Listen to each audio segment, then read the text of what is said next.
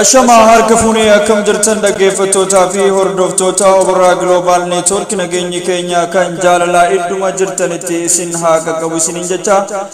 Egaan akkuma beekamu qeerroon onoo Obraa biyya Saudi Arabiyaa magaalaa Riyaad keessatti argaman lammiif gaachana jechuun obboleessa keenya Dr. Caccabsaa Ibrahim kan yeroo darbee balaa tiraafikaa isa mudateen konkolaataan garagaluun miidhaa cimaa irraan qaqqabsiisee ture.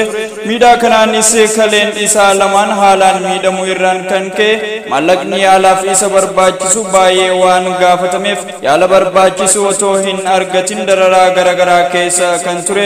Kanuma sababeeffachuun qeerroon Obraa biyya Saudi Arabiyaa magaalaa Riyaadii fi naannawaa isheetti argaman adoolessa 25 kutaa amantii fi naannoon osoo waliin qoodiin wal gargaaruun aadaa keenya jechuudhaan xiqqoo qabnuun obboleessa keenya cinaa haa dhaabbannu jechuun madaa keenya wal aannachuu qabna sababa jedhuuf maallaqa yaalaaf obboleessa keenyaaf oolu walitti qabuudhaan gara biyyaatti kan dabarsan ta'uun beekameeti jira.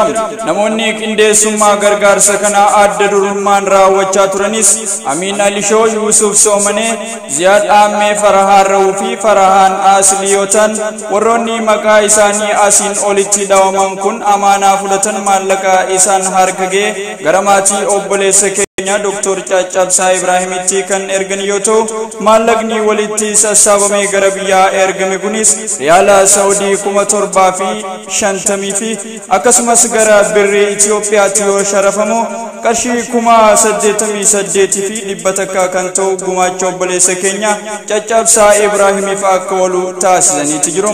Miilanumaan koree qindeessitoota gargaarsaa fi hirmaattoota gargaarsichaatiinis galanni keessan guddaadha isiniin jenna. Rakkoon teenya takka jennee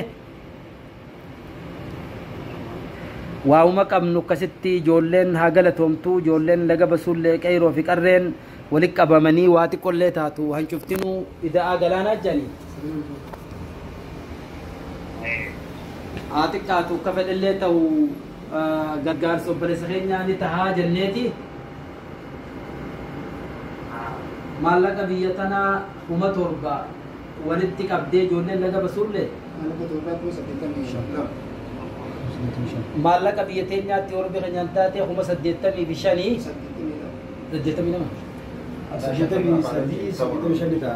80 lamarraa hanga 85 taa'ee warra biyya keenyaan taate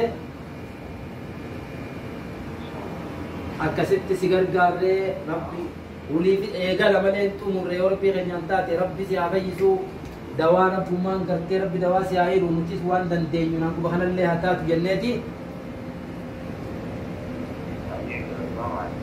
akkasi ijoolleen laga keetii waan dandeessuun si bira dhaabbattee ati rabbi si haa fayyisu du'aayii gootaa fi akkas inshaallah guyyaa waa xiqqoo booda si bira gayaa rabbi si haa fayyisu inshaallah fayyaatee dhageenyaa. السلام عليكم ورحمة الله وبركاته.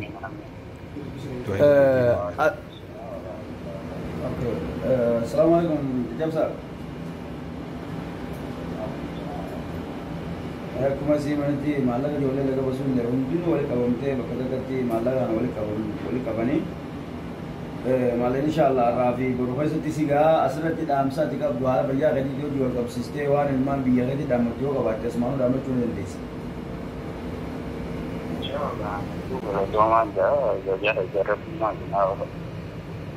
Ayah min. Nah, langsung mesti kamu juga. Ayah. Namni karena kau berarti mesti juga wanni reda tu.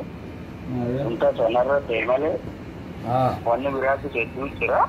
Ayah. Aku mah megal tangga ti orang sini. Ayah, abshir. Akam itu mah bayan tema kami sila. Aku ambil yang ada di pondok aku. Anu ya ada aman tenaga si alumero karena tu betul begitu. Hal भैया कहती है कभी मनाकमा गिरता मो मादर गिरती मनाकमा हम लोग ये चीज़ नहीं लगा मुझे मैं कर दे अच्छी वो सब चीज़ नहीं लगा अयो बड़े सही रब्बी से आवाज़ इंशाअल्लाह वाउंड आबो ले दे बिना